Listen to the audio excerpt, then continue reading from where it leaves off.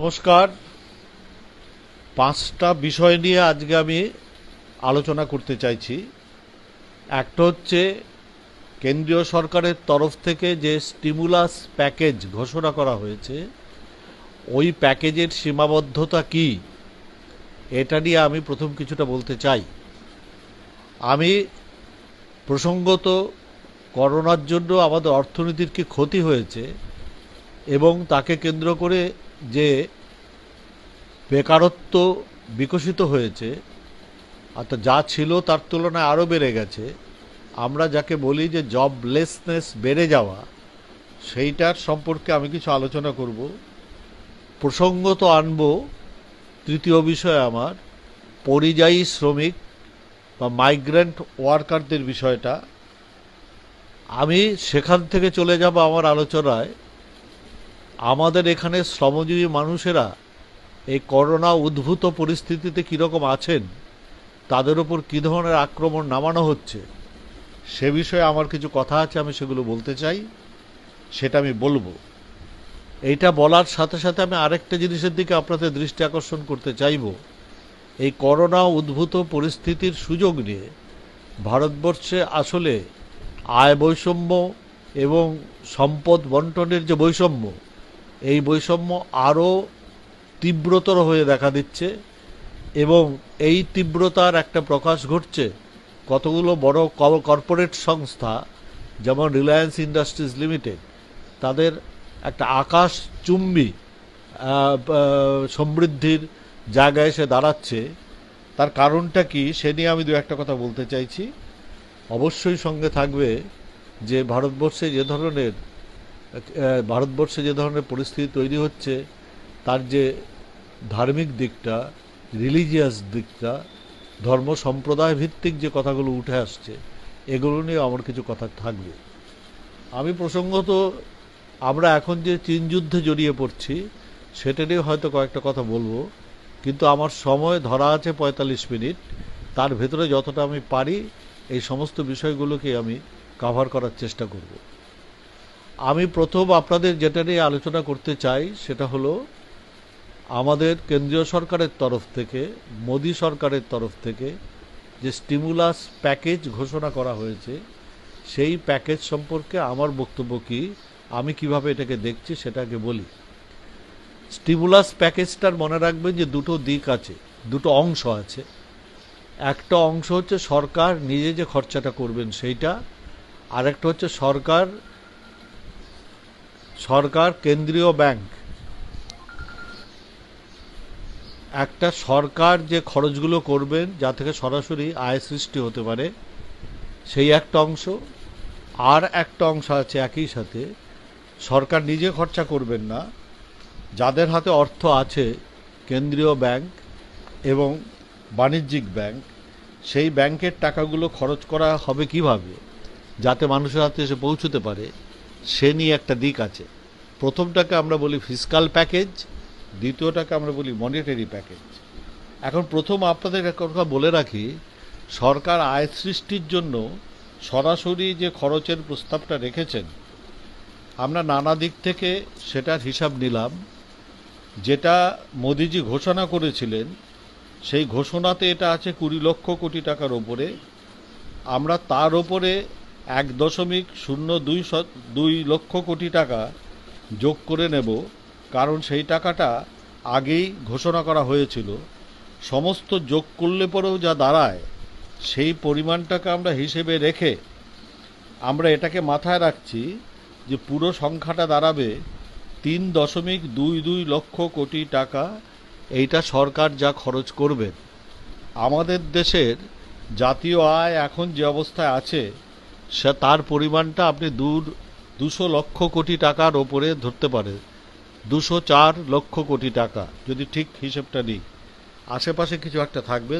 ২০৪ লক্ষ কোটি টাকায় মোটামুটি আমরা একটা হিসেবে নিতে পারি।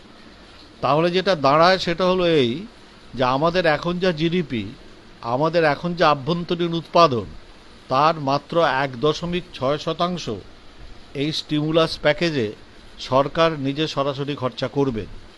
সরকার নিজে সরাসরি যে টাকাটা খরচা করেন, সেই টাকা দিয়ে কি হয়, সে টাকা মনে রাখবেন, ভারত সরকার যে টাকাটা খরচা করেন তার 0.96%, 0.96 ভাগ, এই জায়গাটা কেটে দিন তো, একটু কেটে দিন, খরচ করেন, তাহলে 96 টাকাই কিন্তু সরাসরি সরাসরি মানুষের হাতে এসে পৌঁছয়, যে টাকা থেকে আবার নতুন আয় সৃষ্টি হতে পারে।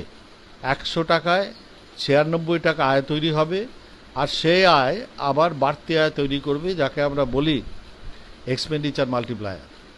এখন সরকারের এই খরচটার জন্য আপনি কি মনে রাখবেন, আমরা অনেকেই অপেক্ষা করেছিলাম সরকার কী পরিমাণ খরচ করেন।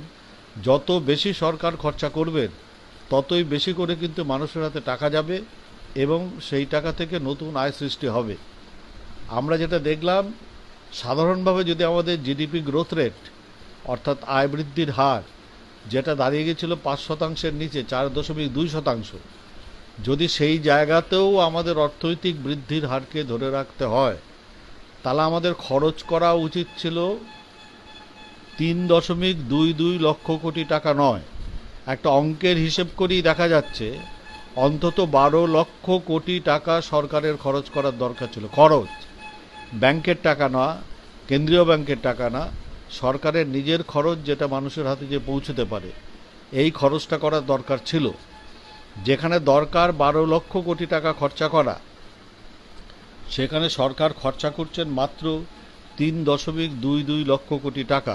ফলত যে পরিমাণে জিডিপি বৃদ্ধির হার আমরা ভাবছিলাম 4.2% এখন আছে, এটাকে যদি আমরা অন্তত 4.2%ই ধরে রাখতে চাই, 5%ও নয়, 4.2% আমরা ধরে রাখতে চাই, তাহলেও কিন্তু এই যে টাকাটা খরচ করা হচ্ছে 3.22 লক্ষ কোটি টাকা, সেটা প্রয়োজনের তুলনায় অত্যন্ত অত্যন্ত কম, এবং সেই কথাটা বহু অর্থনীতিবিদ নানা দিক থেকে বলার চেষ্টা করেছেন। কাজেই সরকারি খরচা থেকে মানুষের আয় বৃদ্ধি হবে, এর যে রাস্তাটা থাকার কথা ছিল, এই রাস্তাটা আমাদের নিজের ধারণা যে খুবই কম, মোদিজির দিক থেকে খুব কম সেটার উপর গুরুত্ব দেওয়া হয়েছে। এতটাই কম যে রিজার্ভ ব্যাংকের গভর্নর পর্যন্ত বলতে বাধ্য হয়েছেন যে যা স্টিমুলাস প্যাকেজ দেওয়া হলো, এই স্টিমুলাস প্যাকেজের ফলে ভারতবর্ষের জাতীয় অর্থনীতিতে আয় বৃদ্ধির বদলে আয় সংকোচন ঘটবে। আয় সংকোচন যে ঘটবে, সেটা শুধু রিজার্ভ ব্যাংকের গভর্নর নন, যারা এগুলো নিয়ে গবেষণা করেন, যেমন স্টেট ব্যাংকের রিসার্চ উইং, তারা, যেমন সিসিল, তারা, এদের গবেষণাগুলোতে দেখা যাচ্ছে, এরা প্রত্যেকেই বলেছেন আসলে আগামী বছরে এই স্টিমুলাস প্যাকেজ থাকার কারণেই ভারতবর্ষের অর্থনীতিতে প্রসারণের বদলে সংকোচন ঘটবে। অর্থাৎ জিডিপির বৃদ্ধি হবে না, জিডিপি আসলে কমে যাবে। আমাদের এখন যা জিডিপি আছে, আমি আপনাদের একটু আগেই বলেছি 204 লক্ষ কোটি টাকা। আগামী বছরের জিডিপি অনেকেই আশঙ্কা করছেন যে সেটা ওই 204 লক্ষ কোটিও থাকবে না, তার চেয়েও এটা নিচে নেমে যাবে। কত নিচে নামবে এ সম্পর্কে মুডির একটা বক্তব্য আছে। মুডি সংস্থা একটি, যারা এই ধরনের অর্থনীতিগুলোর গতি প্রকৃতি সম্পর্কে গবেষণা করে তাদের একটা রেটিং ঠিক করেন, তারা বলছেন economy is two contract first time in 4 ডিকেডস। 4 দশকের মধ্যে এবারেই প্রথম, অর্থাৎ 2021 সালে আমাদের অর্থনীতিতে প্রসারণের বদলে সংকোচন ঘটবে। এখন 2021 সালের যে প্রথম কোয়ার্টারটি চলছে, প্রথম চতুর্থাংশটি চলছে, যেটা হচ্ছে এপ্রিল থেকে জুন, স্টেট ব্যাংক অফ ইন্ডিয়ার মতে সেই সময়ে যা জাতীয় উৎপাদন হওয়ার কথা, সেটা আসলে 40% নেমে গেছে। এরকম পরিস্থিতিতে অর্থনীতিবিদদের দিক থেকে একটা বড় ধরনের দাবি ছিল, অনেক অর্থনীতিবিদ একজোট হয়ে একটা অ্যাপিলও কেন্দ্রীয় সরকারের কাছে রেখেছিলেন, যে অ্যাপিলটিতে তারা এটা চাইছিলেন যে আমাদের ফিসকাল ডেফিসিটের দিকে নজর না দিয়েই উচিত সরকারের ব্যয় বাড়ানো, সরকার তাতে কোনো কর্ণপাতই করেননি। সরকার বরং যেটা করতে চাইছেন সেটা হচ্ছে ব্যাংক মারফত আরও বেশি করে ঋণ বাজারে ছাড়া সেই দিকে যাওয়ার চেষ্টাটা করছে। ওই চেষ্টাটা কেন ফল হবে না সেটাও অর্থনীতিবিদেরা অনেকবার বলেছেন। এখন দেখা যাচ্ছে কেন্দ্রীয় ব্যাংকও সে একই সুরে কথাটা বলছে। টাকা ব্যাংকে পড়ে আছে, কিন্তু টাকা তো নেওয়ার লোক লাগবে। টাকা কে নেবেন? সৎ ব্যবসায়ী তখনই টাকা নেন যখন তিনি বোঝেন যে ওই টাকা দিয়ে ব্যবসা করে তিনি লাভ করতে পারবেন। বাজারের পরিস্থিতি যদি ভালো না থাকে, লাভের মুখ দেখার সম্ভাবনা যদি কম থাকে, তাহলে যে কোনো প্রাজ্ঞ ব্যবসায়ী যে কাজটা করবেন সেটা হচ্ছে যত সম্ভব কম ঋণ নেওয়া। কাজেই প্রকৃত যারা উদ্যোগপতি, প্রকৃত যারা ব্যবসায়ী, প্রকৃত যারা সংস্থাগুলো চালানোর চেষ্টাটা করেন, যারা টাকা মেরে দিয়ে চলে যাওয়ার চেষ্টাটা করবেন না, এমন ধরনের মানুষেরা কিন্তু ব্যাংক মুখ হচ্ছে না, এখনও না। মোদিজির নতুন প্যাকেজ আসার পর যখন ঋণ কিছুটা সস্তা হয়েছে, তখনও পর্যন্ত ব্যাংকে ঋণ নেওয়ার জন্যে মানুষ আসছেন, উদ্যোগপতিরা লাইন দিয়ে দাঁড়িয়ে রচ্ছেন, ব্যাপারটা সেদিকে ঘটছে না। দুটো জিনিস ঘটবে বলে আমাদের আশঙ্কা। একটা হচ্ছে সরকারের গ্যারান্টিড যে টাকাটা ব্যাংকের মারফত খরচা হবে, অর্থাৎ ব্যাংক কাগজপত্র ঠিকঠাক না দেখেই ঋণ দিয়ে দেবেন, এই চাপটা যে নির্মলা সীতারামন দিয়েছেন তাদের, এই ঋণ নিতে যারা আসবেন তারা এই ঋণটার জীবনে শোধ করবেন না, এটা ব্যাংকের এনপিওতে ঢুকে যাবে।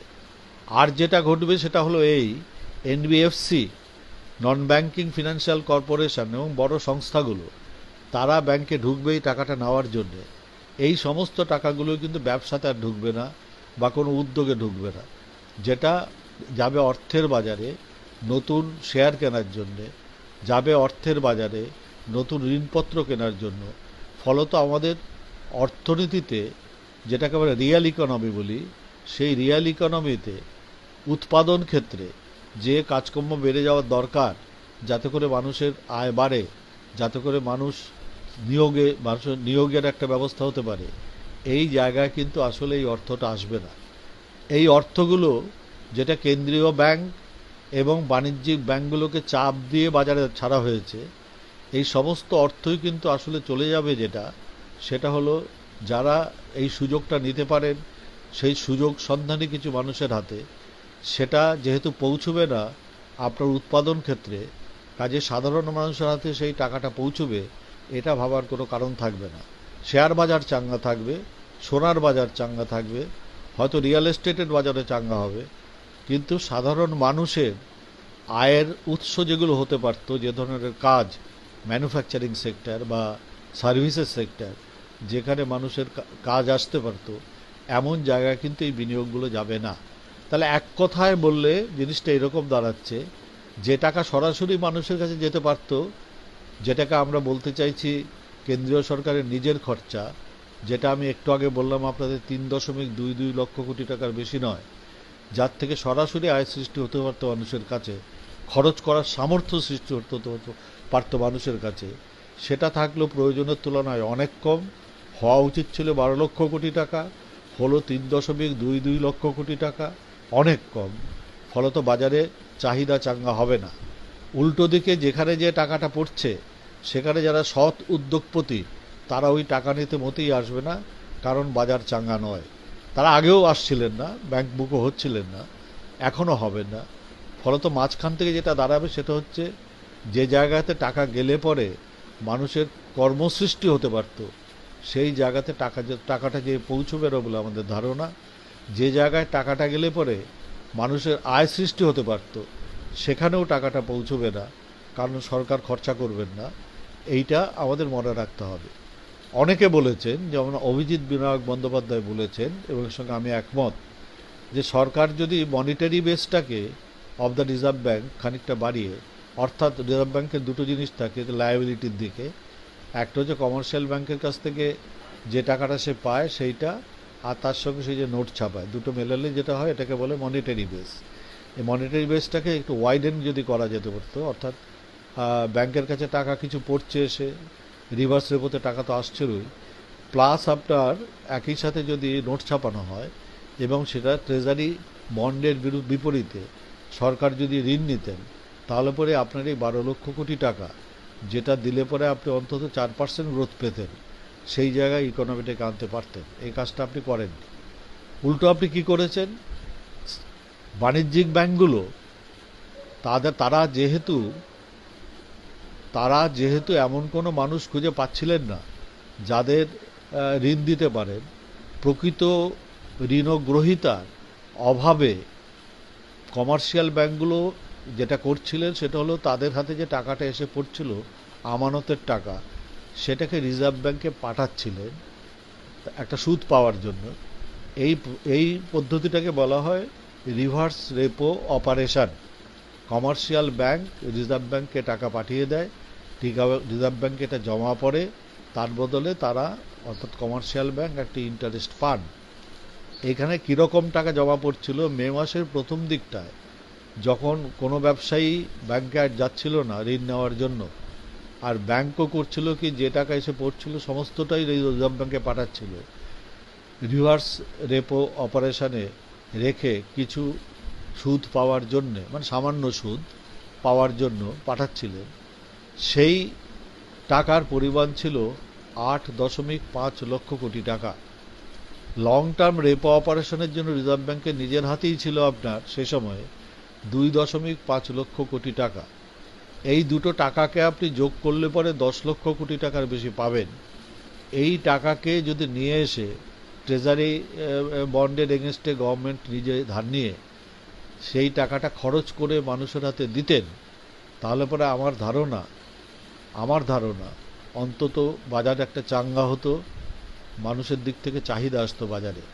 আর মনে রাখবেন, বাজারে যদি চাহিদা বাড়ে, ব্যবসায়ীরা ঠিক বুঝতে পারে, তারা তখন ব্যাংকে গিয়ে বলে আমায় টাকা দাও, আমি ব্যবসা করব। বাজারে যদি সিগন্যাল থাকে যে ব্যবসা চলছে না, তাহলে কোনো সৎ ব্যবসায়ী ব্যাংকে টাকার জন্য গিয়ে হাজির হবে না, ব্যবসাটা চলতে হবে। কাজে চাহিদার দিক থেকে যে সমস্যা, এই সমস্যাটাকে আগে অ্যাড্রেস করার দরকার ছিল। অভিজিৎ বিনায়ক বন্দ্যোপাধ্যায় প্রস্তাব দিয়েছিলেন যে এখন যেহেতু সমস্যাটা চাহিদার দিক থেকে, সমস্যাটা লোকের হাতে টাকা নেই, কাজেই প্রয়োজন হলে পরে, এবং ব্যাংক সেটা করতেই পারে, রিজার্ভ ব্যাংক পুরনো কায়দায়, অর্থাৎ আমাদের এখানে fiscal responsibility budgetary management act আসার আগে যা ছিল, বা ওই অ্যাক্টেও একটা জায়গায় প্রভিশনটা দেওয়া আছে, এই অ্যাক্ট অনুসারে যদি আপনার রিজার্ভ ব্যাংক তার কাছ থেকে জমা পড়া টাকাটা কেন্দ্রীয় সরকারকে দিতেন, কেন্দ্রীয় সরকার সেগুলো যদি সাধারণ মানুষের কাছে ব্যয় করার জন্য বিনিয়োগ করতেন, অর্থাৎ মানুষের হাতে টাকাটা পৌঁছে দিতেন, বাজার চাঙ্গা হতো। আর বাজার চাঙ্গা হলে কিন্তু ব্যাংকে ঋণ নেওয়ার জন্য সৎ ব্যবসায়ী আসতেন। ইনফ্লেশনকে হতো না, যেখানে ডিমান্ডের এত চাপ, অর্থাৎ লোকের হাতে টাকা নেই বলে